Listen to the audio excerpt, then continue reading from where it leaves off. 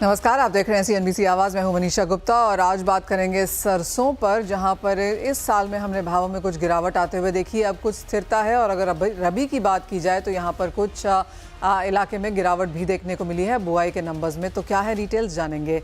साथ ही बात करेंगे हल्दी की, जहां पर ये साल ऑन द पॉजिटिव साइड है और जिन लोगों से भी हमने बात की है उनका मानना यही है कि अगले साल भी हम यहाँ पर हल्दी में तेज़ी लगातार बनता हुआ देख पाएंगे।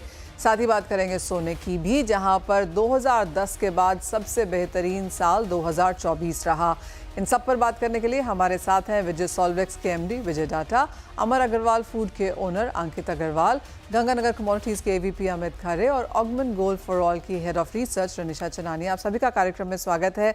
शुरुआत यहाँ पर सबसे पहले सरसों के साथ कर लेते हैं, क्योंकि विजय जी, जिस तरह से रबी के नंबर्स अब तक यहाँ पर आए हैं, आप कैसे देखते हैं उन्हें? अभी भी क्या बहुत जल्दी है या फिर आपको लगता है कि ये मान के चला जाए कि कुछ बहुत गिरावट यहाँ पर दिखेगी बुआई में? नमस्कार मनीषा जी। देखिए, पहली बात तो ये है कि इस साल बारिश कुछ मस्टर्ड एरिया में स्पेशली ज़्यादा हुई। सॉइल में मॉइस्चर काफ़ी अच्छा था, इसी वजह से सोइंग थोड़ी डिले हुई। कुछ सोइंग के टाइम पे वेदर थोड़ा टेम्परेचर ज़्यादा थे, उसकी वजह से थोड़ा एरिया कम हुआ है, करीब 5-5.5%, जो अभी इस वीक के जो आंकड़े आए हैं उसके हिसाब से। लेकिन वेदर स्पेशली नवंबर और दिसंबर में अभी तक बहुत अच्छा रहा है, कूल है। पिछले 10 साल का लगभग लोएस्ट टेम्परेचर चल रहा है और अब अगले 5-7 दिन तक 2-3 वेस्टर्न डिस्टर्बेंस आ रहे हैं लगातार, तो बारिश भी अच्छी होने की संभावना है। इसलिए फसल अच्छी होने की उम्मीद है और फसल जो एरिया 5-6% घटा है, उसके लिए कोई ज़्यादा चिंता की बात नहीं है। अभी बहुत समय है, ये रिकवर होने में कोई ज़्यादा टाइम लगने वाला नहीं है। मस्टर्ड की क्रॉप अच्छी नज़र आ रही है, बहुत अच्छी नज़र आ रही है। साथ ही साथ विजय जी, प्राइसेस के बारे में क्या कहना चाहेंगे? 2024 में हमने ज़्यादातर मंदी वाले महीने देखे, लेकिन अब जहां पर प्राइसेस खड़े हैं, कैसे देखते हैं आप 2025 को, स्पेशली जिस तरह की बुआई और फसल के एक्सपेक्टेशन आप कर रहे हैं? देखिए मनीषा जी, इस समय पाम ऑयल वर्ल्ड का लीडर बना हुआ है वेजिटेबल ऑयल्स की प्राइसेस के हिसाब से। पामोलिन की आज की तारीख में जो लैंडिंग कॉस्ट है, वो मस्टर्ड जो भाव तेल बिक रहा है उससे काफ़ी ज़्यादा है। आज 138-39 रुपए किलो करीब पामोलिन पड़े यदि आज कोई इंपोर्ट करे तो। और सरसों तेल लाइनों में 132-33 रुपए किलो होलसेल में बिक रहा है। इसलिए प्राइसेस यहाँ से घटने की संभावना अभी सीजन तक कम है। सीजन के समय फसल के दबाव कैसा रहता है और विदेशी तेलों के भाव क्या रहते हैं, गवर्नमेंट की पॉलिसीज क्या रहती है, उस पर डिपेंड करेगा। लेकिन अभी ज़्यादा मंदे की संभावना अभी 1-2 महीने तक नहीं नजर आ रही। जी। विजय जी, जिस तरह के प्राइसेस एज ऑफ नाउ सरसों में यहाँ पर हैं, कि आप क्या देखेंगे? क्या हम पिछले साल के हिसाब से 2023 के हिसाब से slightly on the bearish side हैं? नहीं, बेरिश कतई नहीं है, ऐसा नहीं है, क्योंकि मस्टर्ड प्राइवेट हैंड्स में बहुत कम है। मोस्टली जो है वो गवर्नमेंट एजेंसीज के पास है, नाफेड, हाफेड और हरियाणा वेयर हाउसिंग कॉर्पोरेशन के पास ही है। वो थोड़ी बहुत रिलीज कर रहे हैं, जितनी कर रहे हैं। कैरी फॉरवर्ड निश्चित रूप से जाने वाली है, इसलिए बैलेंस शीट टाइट ही है और मस्टर्ड के प्राइसेस यहाँ से गिरने की संभावना बहुत कम है। तो क्या रेंज बनता हुआ देखेंगे? जैसे आपने कहा अगले आने वाले 2 महीने में एक रेंज बन सकती है, तो क्या होगी वो रेंज? रेंज कह सकते हैं इस समय जो 32-33 है, इससे प्लस माइनस 5 रुपए किलो कर लीजिए, इससे ज्यादा संभावना भी नजर नहीं आ रही। जी। ओके। और कैसे देखते हैं overall edible oil as a sector को आप? जैसे हम लोग सभी देख रहे हैं कि एक बहुत ही टर्न अराउंड यहाँ पर होता हुआ नजर आया है बेसिक फंडामेंटल्स में, खाने के तेलों में। जिस तरह से पाम ने लीडरशिप ली है, सोयाबीन में बहुत ज़्यादा फसल है, अंतर्राष्ट्रीय बाजारों में एक ग्लट है, सरसों ऑफकोर्स काफ़ी खासी हमारे पास पड़ी हुई है। तो क्या ट्रेंड्स बनते हुए नजर आएंगे 2025 में? और एक और आंकड़ा आपसे लेना चाहेंगे, वो है सरसों के एक्सपोर्ट्स का, वो नंबर्स कैसे रहे? देखिए, मस्टर्ड डीओसी के एक्सपोर्ट्स में दिक्कत आ रही है डीडीजीएस की वजह से। उसके बारे में मस्टर्ड की क्रॉप अच्छी थी, प्रोडक्शन अच्छा था, क्रशिंग अच्छी रही है। इसके बावजूद डीओसी का एक्सपोर्ट कुछ रुका है। उसकी वजह से है कि इंटरनेशनल मार्केट्स में मील प्राइसेस काफ़ी कम हैं और मील एक्सपोर्ट्स तो दबाव में ही रहने वाले हैं। जहाँ तक वेजिटेबल ऑयल का सवाल है, इंडियन डोमेस्टिक प्रोडक्शन सभी चीज़ों का बढ़ा है, ग्राउंडनट का भी बढ़ा है, राइस का भी प्रोडक्शन बढ़ा है, कॉटन का थोड़ा कम है, मस्टर्ड का भी लास्ट ईयर अच्छा रहा है क्रॉप, इस साल भी मुझे अच्छी होने की उम्मीद है। पाम ऑयल का भी धीरे धीरे इंडिया में प्रोडक्शन पिकअप कर रहा है। इसलिए ऐसा लगता है डोमेस्टिक ऑयल की अवेलेबिलिटी जैसे हमारी डिमांड बढ़ रही है उसके हिसाब से ठीक है, सफिशिएंट है। सफिशिएंट इसलिए इस सेंस में तो नहीं है कि इम्पोर्ट डिपेंडेंस तो हमारी है, लेकिन इम्पोर्ट डोमेस्टिक ऑयल्स का प्रोडक्शन बढ़ रहा है धीरे-धीरे करके। प्राइसेज़ का जहाँ तक सवाल है, मस्टर्ड ऑयल इस समय सबसे महँगा तेल है हमारे डोमेस्टिक मार्केट्स में। ग्राउंडनट ऑयल भी नीचे है और दूसरे तेल भी नीचे हैं। प्राइसेज़ ज़्यादा अभी इसमें घटने-बढ़ने की संभावना नहीं है क्योंकि वर्ल्ड एडिबल ऑयल्स की सप्लाईज़ काफ़ी टाइट है, इसलिए प्राइसेज़ यहीं पड़े रहेंगे ऐसा लगता है। एक फाइनल सवाल विजय जी, और ये बजट को लेकर है। और जैसे आपने कहा, खाने के तेलों के एज अ सेगमेंट में यहाँ पर काफ़ी सारी दिक्कतें हैं, प्रोडक्शन ज़्यादा है और सरकार ये चाहती भी रही है, और उसी वजह से हमने प्राइसेस यहाँ पर नीचे आते हुए देखे हैं। क्या होगी एक चीज़ जो आप यहाँ पर बजट में चाहेंगे कि आती हुई नजर आए? बजट के बारे में तो पहली बात तो हमारी यही रहेगी, जो 31 जनवरी तक ये तुम्हारे फॉरवर्ड मार्केट्स जो इन्होंने बंद कर रखे हैं, ये अच्छा रहा है। इन्होंने करीब 40 दिन के लिए ही बढ़ाया है इसको पीरियड को, और गवर्नमेंट खुद चाहती है कि शायद फॉरवर्ड मार्केट्स खोल दिए जाएं। तो पहला मेरी तो डिमांड यही रहेगी कि इसको 31 जनवरी के आगे नहीं बढ़ाया जाए। दूसरी बात, मील एक्सपोर्ट का, स्पेशली राइस डीओसी का जो मील एक्सपोर्ट पर बैन लगाया हुआ है, इसको गवर्नमेंट को खोल देना चाहिए। और जो डोमेस्टिक मील प्रोडक्शन है वो थोड़ा हमारे रिक्वायरमेंट से ज़्यादा है, इसके एक्सपोर्ट में कुछ इंसेंटिव दिया जाना चाहिए। ये 3 डिमांड बेसिक हमारी रहने वाली। Point taken. तो ये 3 चीज़ें हैं जो of course edible oil as requirement या एज अ रिक्वेस्ट यहाँ पर फाइनेंस मिनिस्ट्री से मांग रहे हैं। लेकिन जैसे अपार्ट फ्रॉम दैट उन्होंने कहा विजय जी ने कि मस्टर्ड की जहाँ तक बात है, यहाँ पर प्राइसेस रेंज बाउंड रहेंगे अगले 2 महीने के लिए। ऑफ कोर्स आवक यहाँ पर फरवरी मिड से आनी शुरू हो जाएगी, तब भी इस पर नजर रहेगी। और जिस तरह से हमने गवर्नमेंट एजेंसीज को यहाँ पर धीरे धीरे बाजार में स्टॉक छोड़ता हुआ देखा है, उसका क्या इम्पैक्ट है उस पर भी हो गई है एक नज़र। बहुत शुक्रिया विजय जी साथ जुड़ने के लिए और तमाम मस्टर्ड और ऑफ कोर्स एडिबल ऑयल के ऊपर बात भी करने के लिए। वेल, अब हल्दी का रुख कर लेते हैं। और यहाँ पर ज़्यादातर एनालिस्ट जिनसे हमने बात करी 2025 के लिए एग्रीकल्चर कमोडिटीज़ में, उन्होंने बोला कि उनका ध्यान यहाँ पर हल्दी की तरफ रहेगा। अंकित, अब कैसे देखते हैं आप अब हल्दी के प्राइसेस? क्योंकि जहाँ तक प्रोडक्शन है काफ़ी कन्वीनियंट है, डिमांड अच्छी खासी है इंटरनेशनल मार्केट्स में, तो आप जहाँ पर भी चले जाएं तो as wellness, as pharma, as natural food colouring, काफ़ी तरीके से अब लोग हल्दी को यहाँ पर जानने लगे हैं। लेकिन क्या उस तरीके से मांग भी बढ़ी है? नमस्ते Manisha ji. Manisha ji, since we are in the last few sessions of 2024, एक छोटा सा मैं रिकैप दे देता हूं पहले। 2024 जो रहा है वो सभी के लिए, सभी stakeholders of the supply chain, सबके लिए बहुत ही रोलर कोस्टर साल रहा है। We saw prices around 130 in January when the year began, जो कि because of shortage of supply माल आ नहीं रहा था बाजारों में और मांग बढ़ रही थी कंटिन्यूसली एक्सपोर्ट में। We saw the prices go up to 200, 205 also. उसके बाद से एक स्टेडी डिक्लाइन में रहा है बिकॉज प्रॉफिट बुकिंग समझ लो, demand destruction at higher price. लेकिन मुझे नहीं लगता है, since we are talking about outlook 2025, मुझे नहीं लगता है कि 2025 is going to be as volatile as 2024। The prices have matured, people have come to terms with 130, 140 rupees का जो रेंज है उसके साथ। सो मुझे लगता है कि 2025 is going to be more of a range bound year, जहाँ पे कि हम देख सकेंगे प्राइसेस नीचे में 110, 120 में काफी अच्छा सपोर्ट है, और ऊपर में मुझे लगता है अगेन 160, 170, 180 के जो लेवल्स हैं वहां पे कहीं ना कहीं एक रेसिस्टेंस देखने को मिल सकता है। और जैसा कि आपने कहा, ऑफ कोर्स हल्दी is a super food now, everybody is realizing the benefits, the multiple benefits of haldi, so that is a good thing for us. But demand destruction थोड़ी सी हुई थी ऊपर में, विच वी बिलीव जैसे जैसे market participants they come to terms with the higher prices, वो demand वापस निकल के आ जाएगी, because the pipeline in both domestic as well as export is relatively empty when compared to the last 10 years. Ankit, 2 चीज़ों पर आपकी राय और लेना चाहेंगे। एक तो कॉस्ट ऑफ प्रोडक्शन, जहां पर काफ़ी सारी रिपोर्ट्स निकल के आई हैं कि हल्दी की कॉस्ट ऑफ प्रोडक्शन किसान के लिहाज से यहां पर बढ़ती हुई दिखी है। और दूसरा, हल्दी एक और वजह से यहां पर सुर्खियों में रही और वो था मच हायर एडल्टरेशन जो कि परमिटेड है। ये दोनों ही मुद्दे कैसे देखेंगे? कॉस्ट ऑफ प्रोडक्शन तो इंक्रीज हुआ ही है Manisha ji, because of the higher cost of seeds, higher cost of inputs. So this is the general inflationary trend, nothing very significant.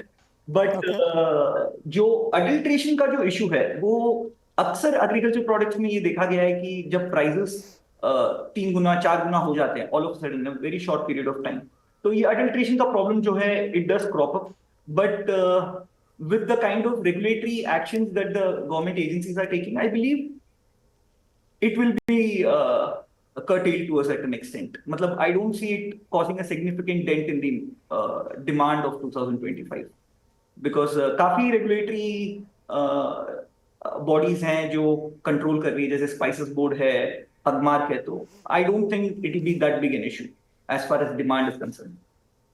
Alright Ankit, वो एक डेफिनेट एश्योरेंस है बिकॉज काफ़ी सारी खबरें इस साल हमने मसालों में अडल्ट्रेशन की आते हुए देखी और हल्दी में भी काफ़ी सारी ऐसी रिपोर्ट्स हैं और आज की अगर आप अखबार उठा के देख लें तो वहाँ पर भी रिपोर्ट्स हैं, तो ये एक एश्योरेंस यहाँ पर बेहतरीन है। बहुत शुक्रिया साथ जुड़ने के लिए, 2024 में क्या हुआ बताने के लिए, और 2025 जैसे आपने कहा 110 180 बॉटम और टॉप रेंज यहाँ पर रह सकती है हल्दी के लिहाज से, तो उन प्राइसेस पे ऑफकोर्स नज़र होगी और आपसे फिर आगे जाकर बात भी होगी। वेल इसी के साथ लेकिन एक ब्रेक का समय है। ये तो बात हुई एग्रो कमोडिटीज़ की, लेकिन जब लौटेंगे तो बात करेंगे यहाँ पर सोने के आउटलुक की और आपको बताएंगे कि क्या स्ट्रैटेजीज आपको अपनानी चाहिए बाकी बचे हुए 2024 में। हमारे साथ अब ऑगमन गोल्ड फॉर ऑल की हेड ऑफ रिसर्च रनिशा चनानी है। रनिशा नमस्कार। और सोने के लिहाज से 2024 काफ़ी अच्छा रहा। एक तो हमने अच्छे खासे गेंस आते हुए देखे, ऑल टाइम हाइज बनते हुए देखे, माना ये जा रहा है कि 2025 भी अच्छा होगा और 2010 के बाद ये सबसे बेहतरीन गेंस इस साल में दर्ज हुए हैं। क्या कुछ आप वॉच करेंगी अब 2025 में? जी मनीषा, मुझे लगता है कि जिस तरह से गोल्ड एक बेहतरीन परफॉर्मेंस दिया है 2024 में, ऑलमोस्ट 25% का हमने रिटर्न्स देखे हैं और 40 टाइम्स हमने देखा कि इस साल न्यू हाइस बने। मुझे लगता है ये बुलिश मोमेंटम कंटिन्यू रहेगा 2025 में भी। जो फैक्टर्स 2024 में थे, 4-5 फैक्टर्स है, वो भी कंटिन्यू रहेंगे 2025 में। जिस तरह से जियोपॉलिटिकल टेंशंस जब 2024 स्टार्ट हुआ था सिर्फ रशिया यूक्रेन में थे, ग्रेजुअली वो बढ़ के ईरान, इजराइल, सीरिया में एंड देन साउथ कोरिया में भी हमने देखा है कि पॉलिटिकल अनरेस्ट है। तो ये सारे फैक्टर्स आगे चल के प्राइसेस को सपोर्टेड रखेंगे, सेफ हेवन बाइंग कंटिन्यू रहेगी। सेंट्रल बैंक बाइंग अभी भी काफी स्ट्रांग है। फर्स्ट 10 मंथ्स ऑफ 2024 में हमने देखा कि ऑलमोस्ट 750 टन जितना बाइंग हो चुका है, तो मुझे लगता है ये भी कंटिन्यू रहेगा। एंड देन जिस तरह से डी डॉलराइजेशन का ट्रेंड चल रहा है, सारे सेंट्रल बैंक मूव कर रही है out of dollar to gold, this is supporting gold prices. तो आई थिंक ये 25 to 30% जितने इतने रिटर्न शायद हम ना भी देखें, but at least double digit return तो मैं एक्सपेक्ट कर रही हूँ, क्योंकि जिस तरह से इंटरेस्ट रेट्स भी कट हो, इस बार 3 इंटरेस्ट रेट्स कट्स देखे हैं हमने 2024 में। 2025 में अगेन आई एम एक्सपेक्टिंग कि 2 to 3 इंटरेस्ट रेट कट आएंगे from Fed, from ECB, BOE. सारे सेंट्रल बैंक जो है वो मॉनेटरी ईजिंग की तरफ बढ़ चुके हैं इस साल, तो वो भी कंटिन्यू रहेगा। तो ये सारे फैक्टर्स हैं जो सपोर्ट करेंगे प्राइसेस को। And I think we will see another high if $2790 is broken, तो I think $3000 is on the way. But there are few headwinds also. जिस तरह से ट्रम्प ने कहा है कि he is be placing America first, जो ऐसी पॉलिसी लाएंगे जहां पर जो इम्पोर्टेंस है अमेरिका को रहेगा, तो इस वजह से डॉलर स्ट्रांग हो सकता है और थोड़ा बहुत प्रेशर गोल्ड की प्राइसेस में आ सकता है, तो थोड़े बहुत डिप्स भी हम देख सकते हैं। तो एक मिला जुला साल रहेगा, काफी वॉलेटिलिटी रहेगी। तो जो रेंज है मैं देख रही हूँ नेक्स्ट ईयर होगी from 73,000 at MCX to 85,000 by next year। रनिशा, और क्या एडवाइस करेंगी, कैसे लेना चाहिए सोना?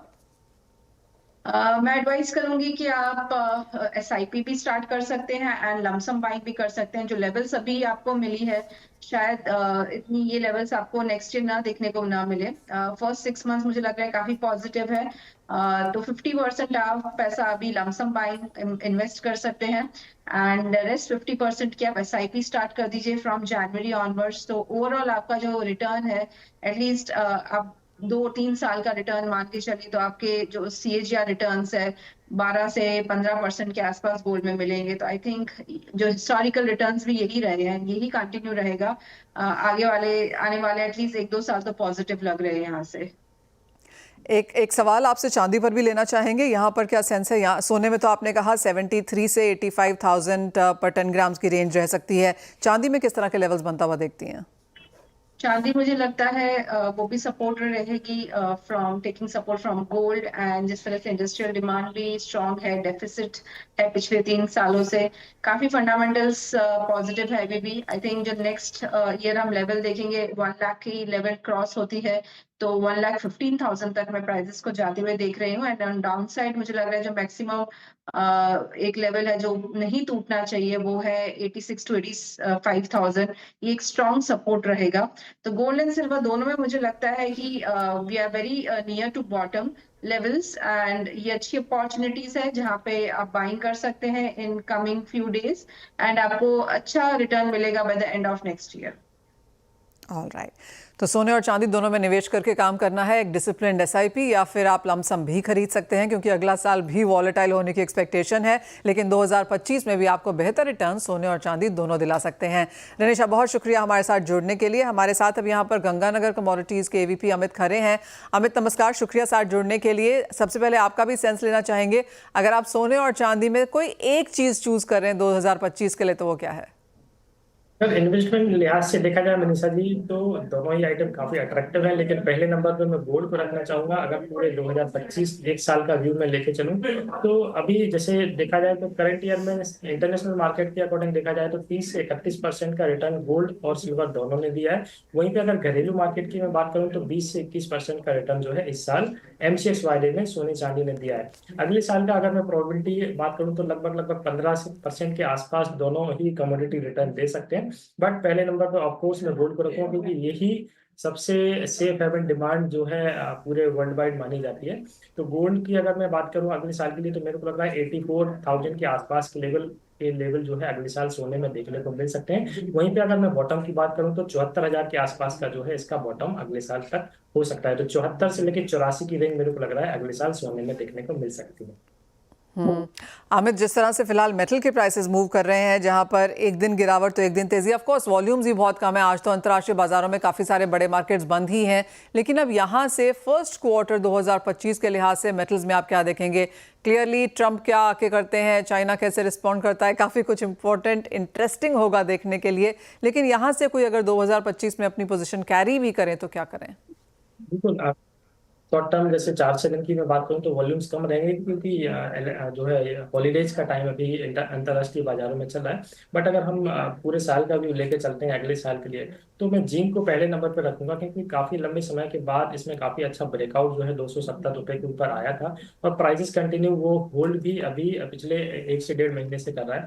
तो जिंक मेरे को लग रहा है अगले जो है फर्स्ट क्वार्टर में 350 के आसपास के भाव हमें दिखा सकता है। इसका जो लोअर रेंज रहेगा वो 270 के आसपास है। तो 275 के आसपास जब भी प्राइसेस अगर मिलते हैं तो खरीदारी का ट्रेडर्स को करना चाहिए। 350 रुपए मेरे को लगता है फर्स्ट क्वार्टर में देखने को मिलेंगे। वहीं पे 270 के नीचे का एक स्टॉप लॉस फॉलो करके चले। वहीं पे कॉपर की अगर मैं बात करूं तो कॉपर का जो रेंज अभी रिसेंट का मेरे को लग रहा है वो नीचे में बॉटम 780 के आसपास हो सकता है। वहां से प्राइसेस अगर अपसाइड का मूवमेंट करेंगे तो वापस फिर से 880 के आसपास के भाव कॉपर में भी देखने को मिल सकता है। जी मनीषा जी।